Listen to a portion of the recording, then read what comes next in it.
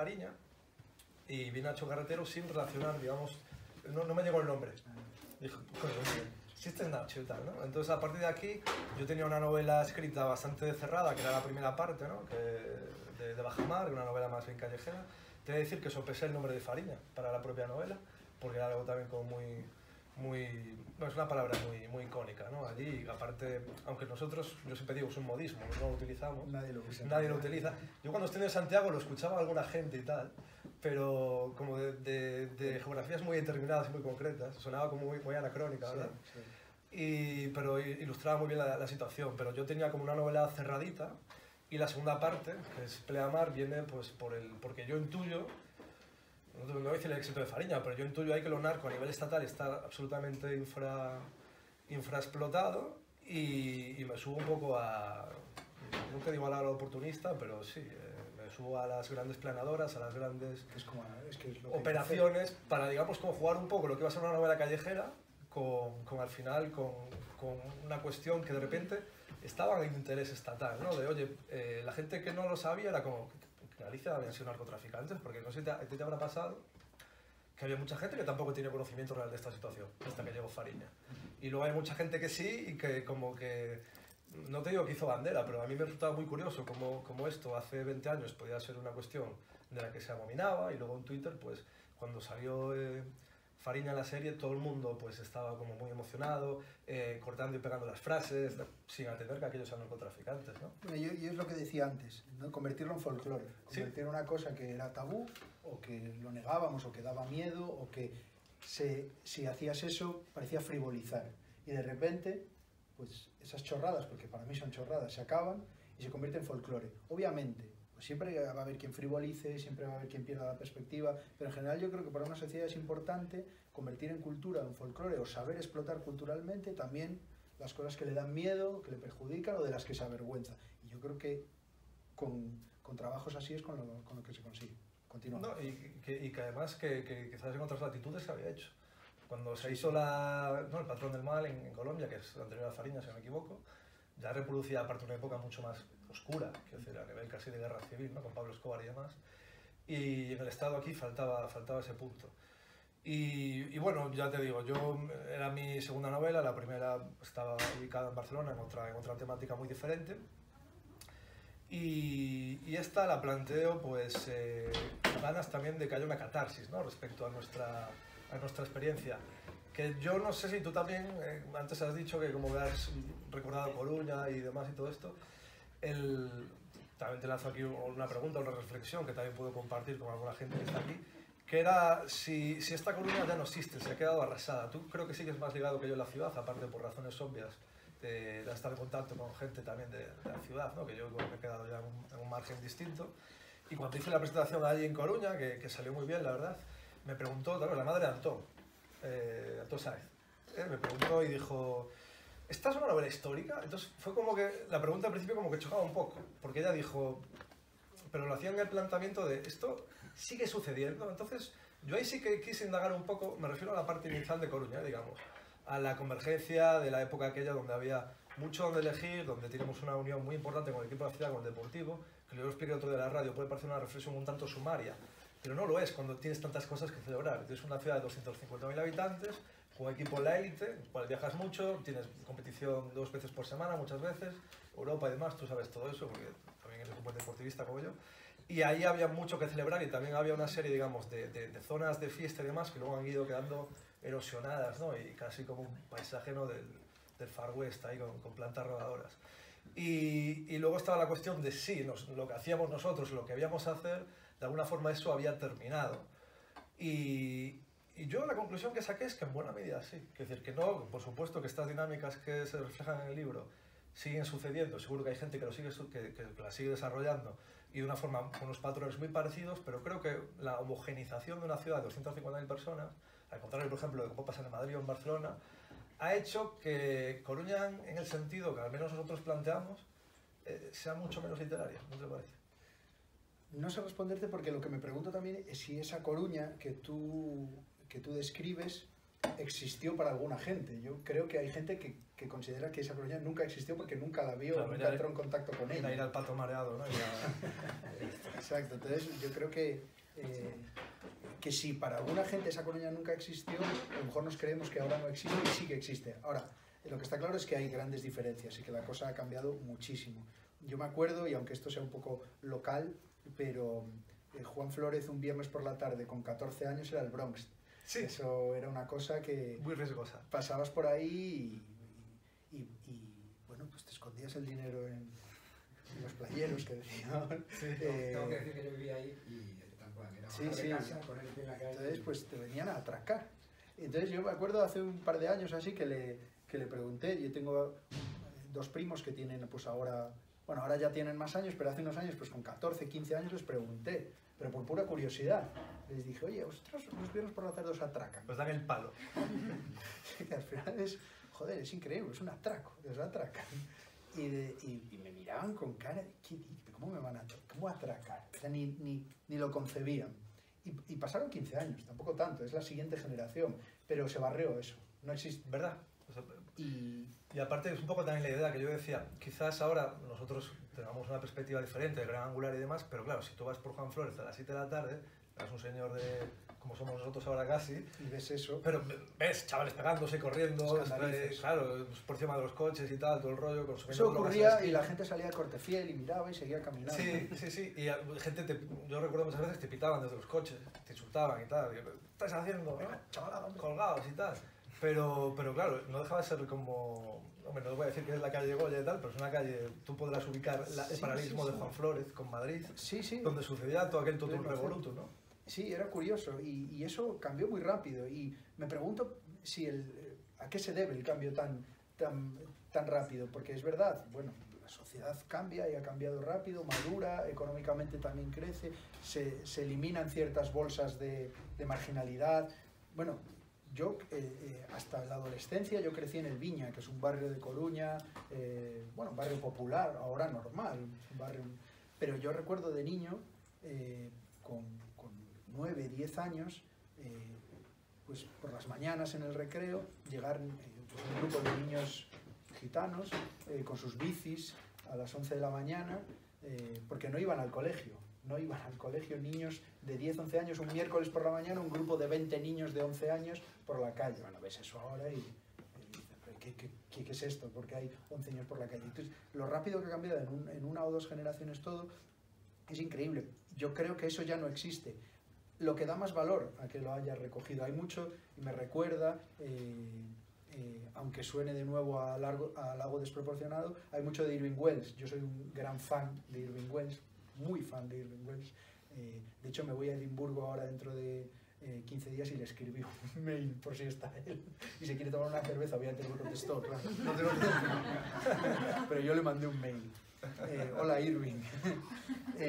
Bueno, sí, a lo que iba, que hay mucho de Irving Welsh porque hay el aprovechar esos bajos fondos de la ciudad, salvando las distancias de los bajos fondos de Edimburgo y los de Coruña, que no deja de ser una ciudad que siempre fue una ciudad tranquila, pero tenía sus bajos fondos. Y a mí me parece eso, tal vez como coruñés, de lo más interesante, para mí de lo más interesante de esa novela, y cómo conectaste esos hilos. Ahora te pregunto, me parece obvio, ¿no? Pero que hay mucho de tu experiencia propia, pero esto, ¿cuánto conflicto te supuso? Porque incluso hay algún nombre real. Que ha salido últimamente en prensa. Algún nombre real. ¿Cuánto te supuso de conflicto? ¿Cuánto te trasladabas a las consecuencias reales de escribir? ¿Y cuánto te abstraíste y dijiste, no, aquí vomito, vuelco todo y que salga lo que tiene que salir? Conflicto hubo poco. Yo te soy sincero, quiero decir, cuando evisceras la realidad parece que estás como...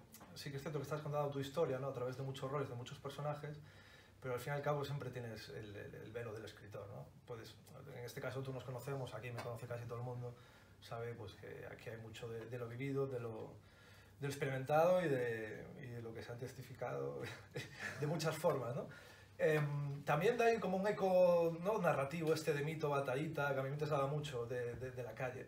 Yo no sé cómo se distingue eso por parte, y ahí te puedo quizás lanzar la pregunta a ti, porque has tenido muchos lectores y eres una persona que bueno, que has alcanzado el reconocimiento literario y imagino que quizás a veces te preguntas, oye, aquella persona perdida que está leyendo esto, incluso en otro país, está haciendo alguna imagen de mí y demás, pero sí que es cierto que igual ser, o al menos al haber hecho Fariña, que es más un compendio, te abres menos las venas en ese sentido, te permite una posición más de segundo plano. A mí, yo en ese sentido no tenía nada que esconder, quiero decir, la gente aquí ya me conoce, sabe mis miserias, mis no miserias, y a partir de ese punto, la gente que no me conoce, lo que puede tener la garantía es de que aquí lo que traigo es la verdad.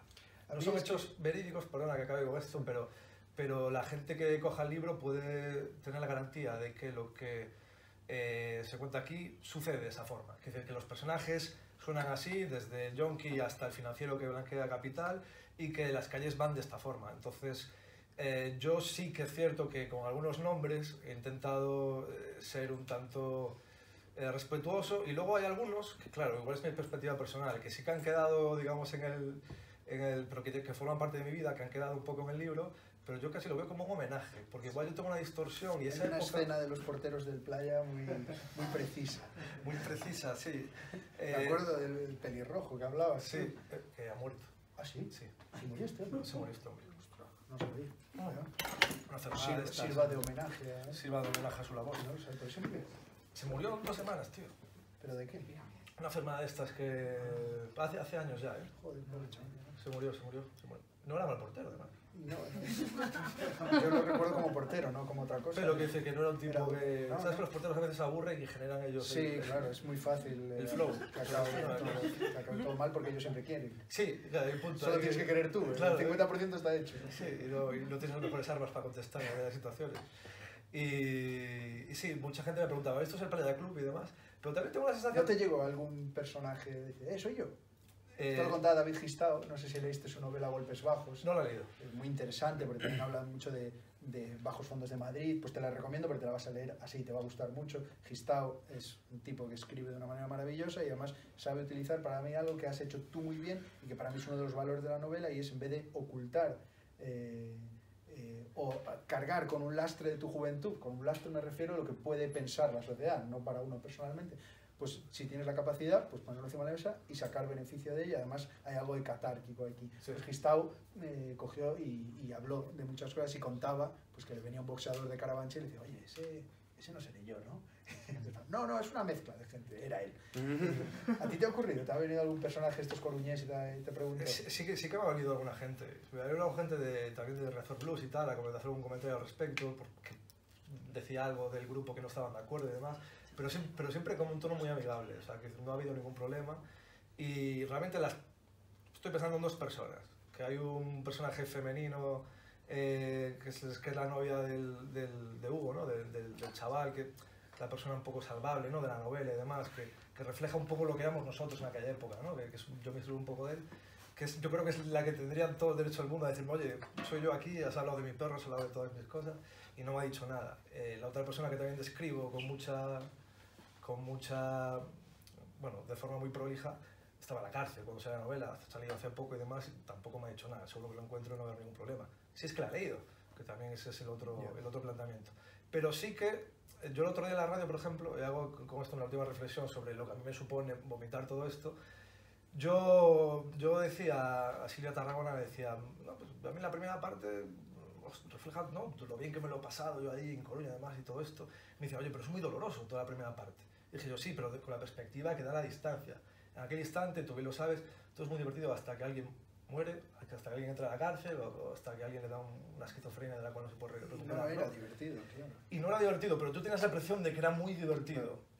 Y luego cuando pasaba todo esto, porque me imagino que ¿no? estamos pensando en personas parecidas, ¿no? que hemos perdido de alguna forma u otra, decías, oye, pero esto va en serio, esto no es una especie de aventura de iniciación, que luego hay una segunda oportunidad y se va a deshacer esto y tal, y dices, no, esto iba totalmente en serio.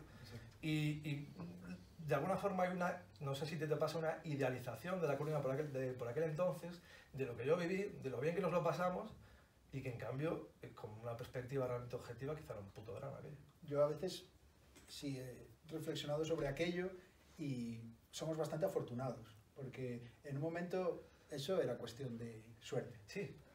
Uno bien, hubo gente que lo supo ver a tiempo y se tiraba del tren a tiempo, otros no, y dentro de los que no lo supieron ver a tiempo, pues hubo, la cuestión fue el azar, quien acabó mal, fatal, y quien no, y ahora, pues supongo que con la perspectiva que te dan los años, lo comprendes que al final tuvimos mucha suerte, es así. Y yo creo que eso también se refleja en el libro, y que ese ejercicio de reflexión se intuye, incluso para quien no te conozca o para quien no conozca la circunstancia, ahí se intuye ese ejercicio que a mí me lleva otra vez a Irving Welsh, y no es una comparación por hacer, es que a mí me lleva a ese tipo de novela, ese tipo de... vamos, yo no conozco a Irving Welsh, ¿qué más quisiera? Pero todos tenemos bastante claro que no habla por hablar, sí, que no escribe de oídas. Sí. Y eso, como lector, te hace entrar más en la novela, te hace apreciarla más. Yo creo que se repite. Y antes de seguir con reflexiones, no quería dejar pasar el tema del deportivo, porque es verdad, tú decías, para mucha gente puede sonar a un poco como un ingrediente añadido, como metía el deportivo con calzador. Una reflexión muy sumaria, ¿verdad? Como algo en plan, bueno, esto es gratuito casi. Y para mí es un raíl importantísimo y muy útil para explicar muchas cosas.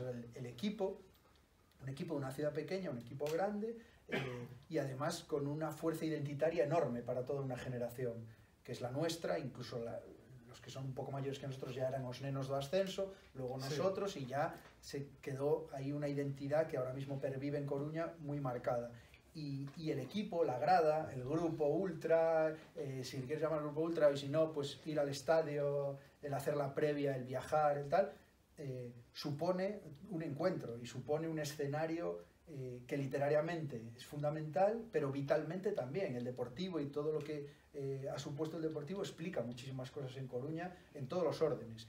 Y me parece que ese ingrediente lo añades perfecto, hila perfecto con lo demás, y me vuelve a llevar a este tipo de novelas. O sea, yo creo que elegiste perfectamente los ingredientes de tu experiencia para, en realidad, trazar la novela que seguramente mucha gente tiene en la cabeza, pero que no todos tienen la capacidad de plasmar. Y yo creo que es raro encontrar a un chaval de nuestra generación que en un momento u otro no haya pasado por la grada. Eso es raro. Y eso habla mucho de lo que supuso allí el equipo, lo que hizo, y para la sociedad y para nuestra generación. Sí, porque además era también lo que tú bien dices, un punto de encuentro, véase a todo el mundo, también había una cuestión identitaria, ¿no? A nivel punto de orgullo. A nivel de símbolos, también teníamos muy claros los que nos identificábamos, los que no, que luego pues, en una medida fuese pose o permeable a partir de los años, esto es otra historia. Pero sí, yo también esto creo que está muy vinculado con aquello. Y luego hay un punto que a nivel de la ciudad, que si quieres ahora podemos también pasar, digamos, de baja mar un poco a amplia mar, y también para hablar un poco de la cuestión del narcotráfico, porque bueno, para la gente que nos de Coruña y demás también será muy, muy interesante, y aparte aprovechar tu presencia. Yo creo también un punto de urbanismo, que el urbanismo creo que es un factor antropológico y sociológico brutal, que también habla de la experiencia tan distinta de la Coruña de entonces. Entonces, por aquel, tú hablabas de los chicos de etnia gitana, tal, en el barrio que no iban a clase. Yo recuerdo, pues en nuestra época había dos grandes poblados chabolistas, ¿no? El de Peñamoa, que era un supermercado de la droga, suponía una legalización de facto, ¿no? Aquel entorno del consumo principalmente de heroína. Tenerlo focalizado. Efectivamente, que es una cuestión que se sigue reproduciendo ahora, pero bueno, sí, ese melón lo podemos abrir más tarde, quizás. Y el otro, pues era el de Corea, ¿no? Digamos, todo lo que vino con el Millennium y demás, con todo el paso marítimo, que me recuerda un poco, a mí en Barcelona me ponen el ejemplo de Barcelona 92, ¿no? Como aquel lavado de cara que hizo Paquito Vázquez con los tranvías en los que nadie subía y demás. Sevilla con la Expo, la película esta, Grupo... Sí, Grupo 7, ¿verdad? Grupo 7 refleja esa limpieza. Grupo 7, sí. Y yo, en ese sentido, yo me acuerdo, por ejemplo, de aquellos amigos que teníamos que eran gitanos, Moisés, ¿te suena? Aquel, sí. Pues yo me acuerdo de subirlos allí en las scooters, ir allí a su poblado, tal. Menudo... ir allí a subirlos, ir a bajarlos, y claro, la situación al final, tú eres un chico de clase media que tu padre podía vender seguros y su padre podía vender heroína, ¿no? Pero no, hacía que fuéramos amigos, que fuéramos de alguna forma, pues, ¿no? Una identidad, una ligación muy extraña, pero yo recuerdo, y tengo la primera vez que subí a Peñamoa, no sé, con mi Yamaha Aerox, debía ser el 97, 98, y ver todos aquellos, porque los yonkis dicho la palabra yonki sin ningún juicio de desvalor, es la que siempre hemos utilizado. Claro, una cosa es tener conocimiento, verlos que te intentan atracar y demás, o bueno, verlos también en nuestras experiencias familiares, por ejemplo, que tuve yo, y otra cosa es ya, digamos, un territorio donde era solo suyo, ¿no? Sí, sí. Que era precisamente muy de Guaira, allí la gente con las fogatas y demás y todo esto. Y yo creo que también la última, y ahí dejo quizá el debate de cómo ha cambiado A Coruña, que luego igual nos puede ilustrar otra cosa, creo que la última situación diferente se produce por la convergencia de las 3 drogas, y yo esto lo he explicado varias veces. Digamos, final de los 90, inicio del milenio, supone que la heroína todavía no se ha acabado de ir, pero sí que es cierto que nuestra generación la ve como una droga de perdedores. Es imposible vender el cliché de un consumidor de heroína a un adolescente, no es atractivo, nosotros lo teníamos claro. Probábamos cualquier cosa, no, la heroína no, esto mata. Eso era la droga. Eso era la droga, esto era la droga dura. Eso era di no a las drogas, otro a di quizá, ¿no? Y luego a partir de aquí venía toda la cuestión de que la cocaína ya era la droga del mainstream, en la que se permitían todas las clases sociales, de hecho la que una clase social era la única que iba a tocar, ¿no? Porque consideraba que era la única droga que podía meterse por la nariz.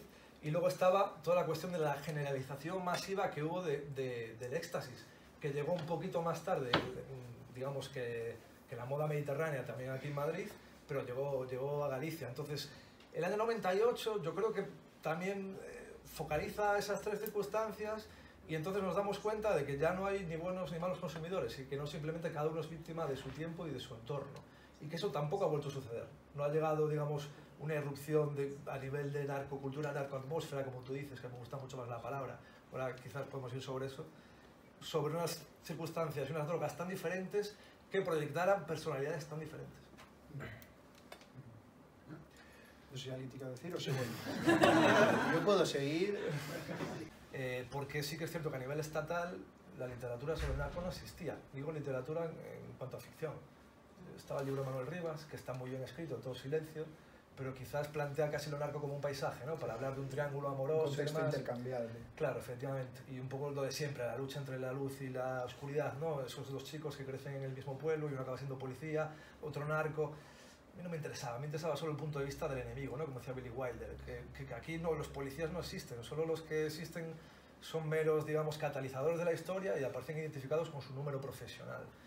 Y al final a mí me interesaba mucho menos la segunda parte, pero me estoy encontrando con que la gente precisamente lo que coge, digamos, vida en el libro y lo que le gusta especialmente es la segunda parte, que incluso la primera parte he escuchado que se hace un tanto ardua, aunque tiene una representación de los ritmos un tanto más pequeña, o sea, más lenta, ¿no?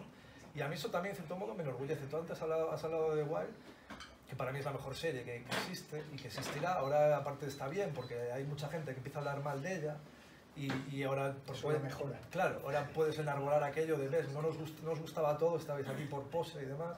Entonces yo estaba escuchando pues en Barcelona Negra un guionista de una serie que ahora sale en televisión, creo que el libro está con el sello, o sea que tampoco voy a decir mucho. Y él decía como, claro, es que The Wire lo divertido empieza en la 3ª temporada. Y yo decía, no, pues es apasionante desde el minuto número 1, ¿no? Una presentación muy lenta de la situación. En cambio, en pleamar, las grandes lanchas, las grandes descargas, sucede todo mucho más rápido. Y al final nos planteamos como esa persona que no quería volver al narcotráfico, que ha pasado toda su vida anterior por la narcoatmósfera, la narcocultura coruñesa, se ve inmerso en eso y tenemos una novela de narcotráfico un tanto al uso, donde hay una traición, donde hay pues, un personaje al que hay que derrocar, esa eterna cuenta pendiente que hay que pagar y todo eso que Garzón, ojo, como juez, y cuando hablé con él, lo identificó muy bien también y fue muy literario al hablar de ciertas cosas, que es como muchas veces de la droga. Evidentemente se puede salir del narcotráfico, es mucho más difícil porque simboliza, y yo creo que no hay otra cosa que lo simbolice de la misma manera, tú me dirás tu opinión, la ambición y la caída humana de forma perfecta. Y cuando yo veo esas fotos de narcos y demás, donde todo es opulencia, salen con los mejores coches o salen con... Porque también en ese sentido el narco histórico hacía, ¿no? una utilización incluso hasta de la mujer, ¿no? Como un símbolo de poder social y demás. Todo eso ha cambiado, efectivamente. Claro, solo estás contando lo que sucede en una foto en un segundo. Entonces no estás contando toda la rueda de miseria que va antes y que va después. Yo siempre digo también que esos son los narcos torpes. Me refiero, todos los narcos que conocemos son los que les salió Porque mal. han sido malos, claro. Por cada narco que conocemos hay uno que no conocemos y que le salió bien. Obviamente, nunca vivió en un castillo, nunca se hizo foto con 25 descapotables, pero está retirado y con la vida de 4 generaciones solucionada. Y esos también existen. No son literarios, no son conocidos, no son mediáticos. ¿Tú crees que son mayoría? No, son minorías. Son minorías, ¿verdad? Sí, pero existen. Yo conozco algunos. Y los conozco en Galicia. Y conducen un coche de 15 años y viven en un apartamento de 50 metros cuadrados. Y lo tienen claro que van a hacer eso hasta que cumplan una edad, lo dejan, si pueden, en la medida que puedan, porque es todo un proceso dejarlo, saben muchas cosas, confía la gente, cierta gente confía en ellos, no es fácil, pero quien completa ese círculo, porque los hay, lo han hecho, pues es gente que nunca conoceremos y que les ha salido bien. Y luego están los que representan perfectamente el ascenso y caída. Y bueno, tópico, pero es que es verdad, cuanto más suben, la bofetada es más brutal luego. Claro, pero aparte empieza a ser un negocio que ya no está ni muchísimo menos en tus manos. O sea, tu cadena es tan fuerte como el eslabón más débil, no sabes quién está intervenido, quién no está intervenido y quién está hablando con la policía. No es que digas a tu jefe, bueno, yo ya, Yo ya he llegado hasta aquí, esto es lo mío, ¿no? ¿Y cómo, por qué? ¿Por qué quieres dejarlo ahora? ¿Qué sabes que yo no sé? Claro, yo en el libro hay unos personajes en Cali que salen poco, pero creo que son también muy ilustrativos, que hay uno que dice, la profesión no tiene jubilados. Y yo, más allá de que haya menos blancos, como tú comentas, soy de un poco de esa opinión. Sí, no, pero no tiene la jubilados. absoluta mayoría es así. Y los jubilados pues han tenido que pagar el peaje de una década de cárcel y bueno, algunos sale y dice, bueno, me salió bien, me comí 10 años, pero la pasta la tengo, claro. y bueno, hay quien le ha compensado eso. No sé si tenéis alguna pregunta. Porque sí, porque ya llevamos un rato hablando, no sé si alguien quiere decir algo. Yo quería preguntarte también por si, bueno, no sé si alguien iba a preguntar algo, que podemos variar así la voz. No, de momento... Yo estoy de acuerdo contigo que hay narcos que existen, muy discretos, que han sabido reconducir.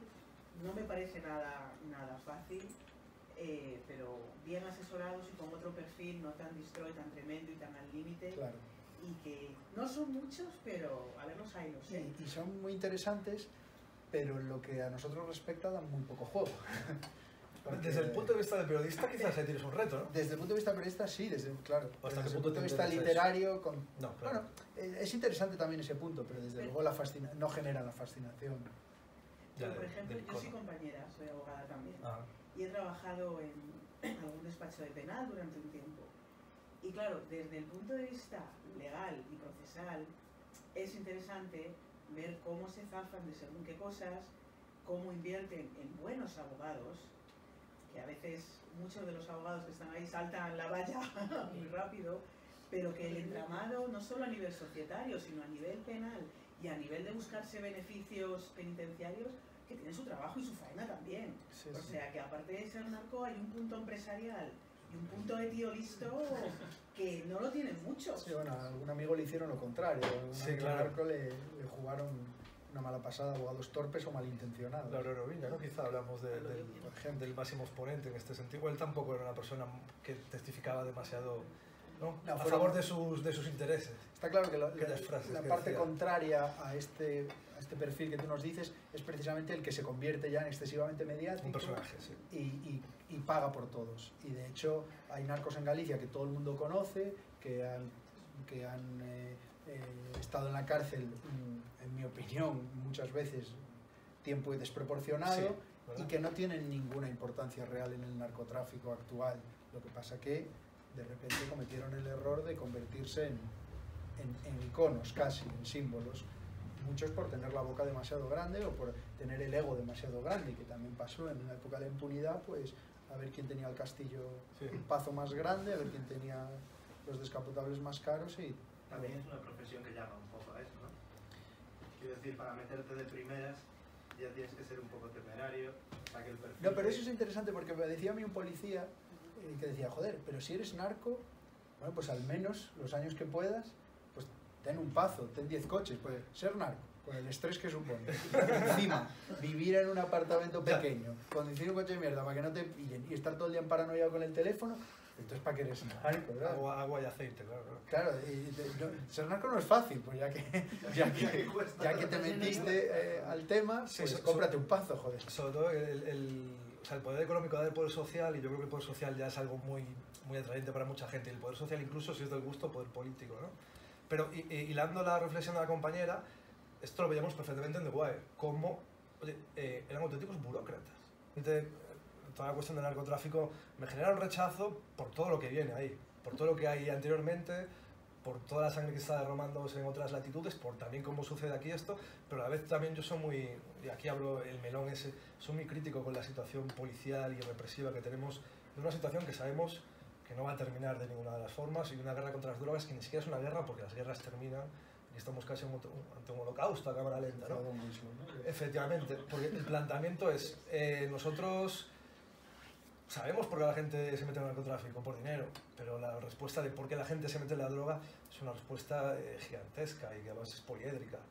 Y la situación está así. Don Winslow, que bueno, cuando no es que haya rubor, también hay una cierta resistencia porque es un autor que a mí me produce situaciones, digamos, o sensaciones encontradas. Él, y como norteamericano se le da más mérito porque los norteamericanos normalmente en esto no se posicionan mucho o tienden a tener unas posiciones más tiernas, y lo tiene muy claro en ese sentido, y lo tiene claro desde el otro punto de vista de la frontera. Dice, oye, estamos generando en México durante 10 años van 100.000 muertos. Entonces, hay un punto donde hay un montón de personas y jóvenes y demás que son súper, bueno, que están en la lucha social, que están refrendando que no haya un Starbucks, yo qué sé, en Barcelona, por ejemplo, que vuelva al pequeño comercio, están consumiendo heroína que está regada con la sangre de mucha otra gente. Y la situación es, eso va a seguir pasando si ese consumidor tiene que cargar con la losa de estoy consumiendo un producto que tiene una carga ética profundamente negativa, como se está visualizando con otros productos que no son la droga, y si eso merece, digamos, un rechazo al uso de tu libertad individual en aras a una consecución de que tenga un cauce legal y todo esto. Lo que pasa es que es un debate tan gigantesco y que no admite tampoco medias soluciones. Si un país como hizo Holanda, por ejemplo, se mete en la legalización, va a ver que en cuanto todos los países que están alrededor no se abonan a esa tesis, vamos todos allí, de turismo, es lo que te iba a decir, de turismo de drogas. La complejidad del debate es tal. Es tal. Yo llegué a Holanda en el 2000 y tú entrabas en una Smart Shop y comprábamos peyote. No tenía ningún sentido aquello que pasaba. Y venía mucha gente, italianos por todas partes y más, empezaron, cortaron aquello y dijeron, bueno, no vamos a hacer aquí, ¿sabes?, de dealer de Europa. Esto sí requiere es una reflexión, digamos, a nivel transnacional, porque en el narcotráfico las fronteras están diluidas. No solo no podemos interpretarlo como compartimentos estancos, es como decir, cuando en Confariña me preguntan, ¿y el narcotráfico en Galicia va a terminar alguna vez? En Galicia es un eslabón así, claro, de una cadena internacional y global, pero de la misma manera que no podemos comprenderlo como compartimentos estancos geográficos, tampoco económicos y sociales. Hoy en día el narcotraficante no es del gremio de los narcotraficantes, ni se apunta a ser narcotraficante. El narcotraficante también es empresario, sí. También es emprendedor. Tiene que blanquear todo esto, claro. Y no solo por blanqueo, es que en Galicia el narcotráfico es un negocio más. Los narcotraficantes son narcotraficantes y también tienen empresas, hoteles, comercios y perfectamente legales.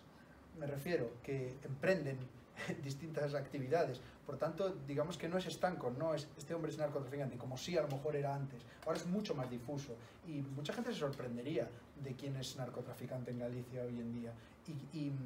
Y ser narcotraficante tampoco, fíjate, otro paso más doy, no es solo pues me dedico, además de tener 3 hoteles, a descargar cocaína, es a lo mejor invertir en una descarga, sí, sin saber dónde, ni cuándo, ni cómo se produce. Pues se ponen en contacto con un empresario, le dicen, banco, sí, tienes 600.000 euros o 1.000.000 de euros, ponlos y dentro de 6 meses te voy a traer 60 millones de euros.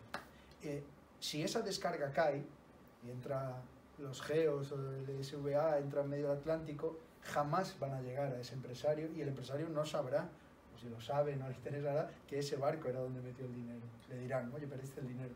Entonces, claro, esto es mucho más difuso de lo que se plantea muchas veces sobre la mesa, que parece como el narcotráfico, esta actividad, la paramos sí o no, legalizamos la droga sí o no.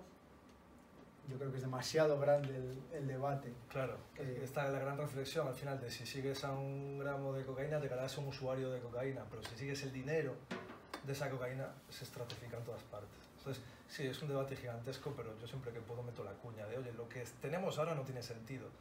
No tiene sentido. Yo es la respuesta que suelo dar. De tu situación moral respecto a las drogas, que a mí ningún interés me hace, no quiero hacer apología, no tiene ningún interés para mí esto ahora mismo, saber que no tiene sentido lo que hay ahora. Es muy cómodo para los políticos y para el sistema en general, es muy cómodo tener la X puesta, narcotraficante, mala persona, ¿sabes? Y ahí, como figura, sí, si empiezas a estar, tiene muchos los pies mojados, no interesa tirar por ahí. Cuando empiezas a plantear el debate, la gente empieza a escapar porque sabe que hay... Es que tampoco tiene capital político. Ahora que alguien defienda la legalización de las drogas, más allá de que ciertos grupos políticos planteen, que es una cuestión también muy curiosa, como la marihuana casi cultural, diría. En Barcelona hay una legalización de facto con el tema de las asociaciones canábicas y que has hecho un artículo hace poco respecto a esto. ¿Lo llamaste el oro verde, puede ser? Vale, pero bueno, hiciste un artículo del País sobre lo llamaste el oro verde. El título así. El título sería como muy obvio. No sé, lo entré... Sí, no, muy literario también, oro verde. ¿Cómo lo titulé? Lo titulaste... Había puesto marihuana fuera de control, jugando con que hay una falta de control administrativo y político, o sea, no hay una regulación, lo cual hace que esté fuera de control. Debido a la falta de regulación, pues chavales de 15 y 16 años comprando marihuana por primera o segunda vez y les dan pues marihuana con un porcentaje de THC del 20%. Que te vuelve loco perdido. Y con 15 y 16 años, pues eso es como darle una pistola a un chaval. Entonces esa falta de regulación hace que ahora mismo la marihuana esté fuera de control en todos los ámbitos de una manera absurda y no sería nada difícil regularla. No sería nada difícil regularla y parece que es lo único que está encima de la mesa, ¿no? Como que volvemos a diferenciar entre los buenos y los malos consumidores. Y el capital político que hay ahora es, si legalizamos la marihuana, generaremos un montón de dinero en impuestos. Y la gente dice, pues todos esos impuestos tendrán que ir para reparar el consumo, o sea, los daños que hace el consumo de marihuana, cuando eso ya se está haciendo ahora. Pero también es una cuestión cultural, es muy graciosa, porque la marihuana a mí, por ejemplo, me parece una droga, dependiendo de la variedad, bastante dura.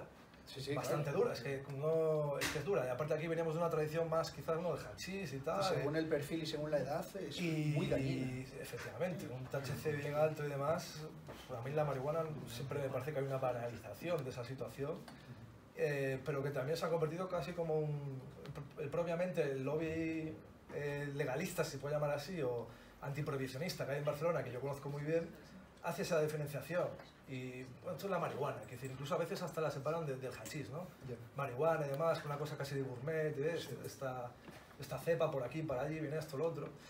Y al final es una cuestión de doble moral. Ahora que os escucho la postura personal también que tenéis, ¿no?, respecto a las drogas y el narcotráfico, yo he notado a raíz de la serie de Fariña, a raíz de series como Narcos, que hay como una especie de glamour sobre la figura del narco, y hay mucha gente que lo está entendiendo así, como algo glamuroso. Sí, ¿Alguna vez os han criticado? Sí. ¿Alguna vez os han criticado a raíz de vuestras novelas, como diciendo, jolín, es que estás escribiendo desde la parte del malo, no desde la parte de la víctima?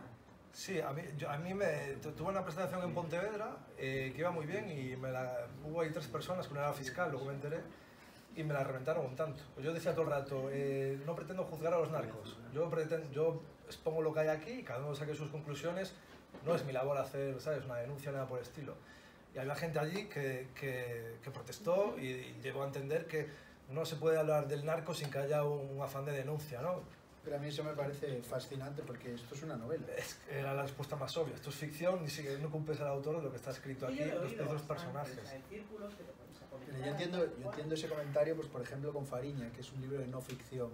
Pues que alguien me diga, oye, es que en el capítulo de Sito Miñanco no eres suficientemente claro. ¿No? Pero tampoco era tu labor ahí, ¿no? No, tampoco, pero bueno, quiero decir... No pregunto, no sé cómo lo abordaste. Pero admite debate, pues dices, bueno, pues a ver, dime por qué piensas eso, porque en realidad yo estaba en un ejercicio de periodístico. Pero lo que me asombra a estas alturas es que la gente pueda decirnos que la serie, o es que una novela, pero es un producto de ficción. O sea, digamos que el que lo crea puede tener la intención que quiera y es igual de lícita. Es más, sin ser la intención de subir a un pedestal a ningún narcotraficante, porque creo que no. Bueno, a mí no me transmite esa sensación, pero me la es. Aunque lo fuera, tampoco entiendo la crítica, porque si lo fuera, bueno, pues es que es una novela de ficción. Entonces, bueno, yo... Sí, digo. Perdona, que Oviña dijo algo así, ¿no? Como que le ponían en una posición indecorosa, ¿no? Sí, en la serie. En Sí. la serie. Ah, sí, por... Es algo follando. Sí. En la primera, al principio, Sí. y El albacel, una ¿no? posición un poco decorosa. Sí, bueno, pero eso ya forma parte de que él vea vulnerada su intimidad, que bueno, oye, pues... Yo voy a poner demanda, Hay ¿no? que entender que es un ejercicio de ficción, que no es... O sea, que está basado en él, no es... Sí, pero bueno, ahí entramos ya en un tema más delicado porque él dice, oye, estáis hablando de mí, me ponéis en una posición que vulnera mi intimidad, pues bueno. La mujer está muerta, Pero que en España no estamos acostumbrados todavía a eso, porque en otros países se ha hecho. Exactamente. Y nadie sale con esas Sí, chorradas. sí, pero bueno, también es verdad que el fenómeno fue muy grande y que mucha gente desde la crítica, pero se subió al fenómeno para sacar beneficio. Él estaba deseando salir en prensa y demás. Quiero decir, Sí, fue un reportaje para el canal. Sí, para Dimas. Yo fui un narco. Por cierto, ¿tú como autor de Fariñas llegaste a ver ese reportaje? ¿Cuál? ¿Viste el enfrentamiento entre portavales de...? Maravilloso. Ah, sí. ¿Qué te pareció? Yo es que prefiero no hablar de Ubiña. ¿Prefieres no hablar? No, porque es un hombre que tampoco sabes por dónde te va a salir. Bueno, que al final viven un poco, en el caso de este señor, vive un poco de que se hable de él, ¿no? Y yo no... Bueno, pero la situación era como el delator, ¿no? Bueno, luego es cierto que se le da más importancia a la otra figura, pero como el delator le dice allí, vestido, digamos, o caracterizado para que no se reconozca su identidad, todo era una farsa, me obligaron a decir esto contra ti. Y tú le decías como, bueno, vale, pasa nada, pelillos a la mar, me como 25 años, lo que fuera. Hicimos un poco surrealista, un poco bizarro en el sentido, bueno, los dos sentidos, en la acepción habitual y la de valiente, ¿no? Que es la de la RAE. Muy extraño, muy extraño. A mí me pareció muy extraño y ahí fue cuando dije yo tenía un miedo, y con esta novela lo sigo teniendo, que sea narcotráfico gallego, como que antes tú hablaste, no existe lo local. Yo defiendo, de la forma más modesta, que esta novela representa, digamos, el narcotráfico, el funcionamiento en cualquier sitio, quitando los países productores, ¿eh? Sí. Porque creo que el narco histórico gallego, el cliché histórico gallego, quizás, bueno, tú eres el principal artífice de todo esto, pero ha llegado un punto donde lo tenemos absolutamente ya sobreexplotado. Oviña no puede decir nada más, Charly no puede decir nada más, nos hemos casado a esta gente. No, pero y para terminar, y ya respondo a tu pregunta, yo creo que es justo lo contrario, ¿no? Que quien hace esa crítica, que son críticas minoritarias, es porque aún están en esa posición de no se debe hablar de esto, o si se habla se debe hablar de esta manera, ¿no? Los que nos dicen cómo tenemos que hablar de las cosas. Y yo creo que precisamente lo que rompimos, o lo que contribuimos a romper, es precisamente eso, es ese tabú, ese miedo a frivolizar o a no tomarnos en serio y convertirlo en cultura, en explotación cultural, desde el periodismo, desde la literatura, desde el audiovisual. Bueno, me estoy repitiendo, pero yo creo que es un ejercicio muy importante y que habla de la madurez de una sociedad, y en este caso, y aquí estamos bastantes gallegos, ahora mismo del narcotráfico en Galicia se puede hablar, se puede bromear, se puede hacer folclore, y eso encierra crítica, porque al final encierra crítica y sobre todo encierra hablar. En Galicia hablar es una cosa que no se estila. No se habla claro. Hablar claro en Galicia es de mala educación. Entonces, la gente no habla, y no hablar genera muchos problemas. Por eso en Galicia hay muchos problemas. Y yo creo que cuando rompes ese tabú, cuando lo conviertes en folclore, en cultura, en narrativa, en la forma que tú quieras, en lo que tú puedas también, contribuyes a eso. Ahora fue el entroido en Galicia, los carnavales en Galicia, y había un montón de gente disfrazada de bolsita, ¿no? Haciendo descargas, disfrazado de Charlín, disfrazado de Miñanco. O sea, de repente pasa a la sátira, pasa a la celebración, pasa al poner un espejo enfrente de la sociedad gallega y reírse de sí mismo, de sus problemas, y a la vez hablar de ellos y transmitirlos. Se abrió unas puertas ahí, se ventiló un poco un asunto que estaba ahí, que parecía que nos negábamos a nosotros mismos que estaba ahí, y desde un punto de vista policial y político en las últimas décadas no se hablaba, parecía como que aquí no pasa nada, eso es cuestión del pasado, y de pronto pues también generacionalmente dijimos, pues sí que pasa, sí que pasó, sí que es nuestra basurilla que tenemos ahí dentro, y vamos a sacar provecho de ella. Yo creo que es importante. Lo habéis licuado bien porque, por ejemplo, yo no conozco Galicia nada más que de pasada, como contaba, de ir a trabajar, hasta un día, hasta luego, ya llegué y me fui. Claro, en Madrid pasamos de conocer la Operación Nécora y las madres de la asociación de... Y ahí parece que acabó todo. El drama que hubo, la cantidad de chavales que perdieron la vida, figuras de esas madres tirando la puerta abajo del Pazo de Ubiña, y pasamos de quedarnos ahí, a enterarnos con vuestras novelas y con las series del tinglao que habíais metido. Entonces, claro, ha sido un choque aquí para mucha gente que no está acostumbrada a lo mejor a meterse en esos temas, que a mí yo todo lo que sea crimen me viene bien. Entonces, claro, a mí me Esa parece... frase saca de contexto. Te la coge un periodista, ¿eh? Y Que vamos a poner el estudio del crimen, mejor que... Pero claro, ha sido un choque para mucha gente, como diciendo, pero todo esto pasaba, jolín, y mira cómo lo cuentan, y es que encima, claro, lo están contando de este, que eran narcos. Y yo aquí he notado a gente que le ha costado, como diciendo, uff. Por eso os preguntaba si habéis tenido alguna crítica potente o alguna reacción potente. Nacho seguro que te digo más. No, pero No, las que hablábamos hasta ahora, pero yo creo que también llegamos tarde, o sea, quiero decir, esto ya ocurre en muchísimos países. En muchos países ya se ha explotado culturalmente las miserias desde hace muchísimo tiempo. Yo ponía el ejemplo de Italia, pero Sí. volviendo a Wells, pues las miserias de una Escocia por momentos subdesarrollada Sí, socialmente, libros de juliganismo en Inglaterra, todas las miserias de Estados Unidos, el narcorrelato del latinoamericano, en fin, que tampoco estamos descubriendo la pólvora, solo que también llegamos un poco tarde a todos los niveles y como tal, un fenómeno que irrumpe, pues genera desconfianza y genera crítica. Nada exagerada, pues hay críticas, sí, hay opiniones para todos los gustos, pero yo creo que en general la aceptación es grande porque es lógico, es una inercia lógica que ya ocurre en muchas partes, pues saber poner de nuestra parte lo que nos ha perjudicado, lo que hemos vivido. No sé si ya tenemos que ir cortando. ¿Qué nos dicen desde dirección? Hasta que... Cuando queráis. Agitando cabeza. Claro. No, yo creo llevamos como una hora o así, ¿no? Si Ostras. tiene alguien alguna pregunta más, que no se nos quede nada en el tintero. Bueno, pues yo quiero dar las gracias aquí a nuestro autor por invitarme, porque ha sido un placer, muy interesante además, y yo creo que tenemos que darle un aplauso. ¿Puede pedir firma de libros? Claro. Claro, por supuesto. Aviso que tengo una letra manuscrita terrible.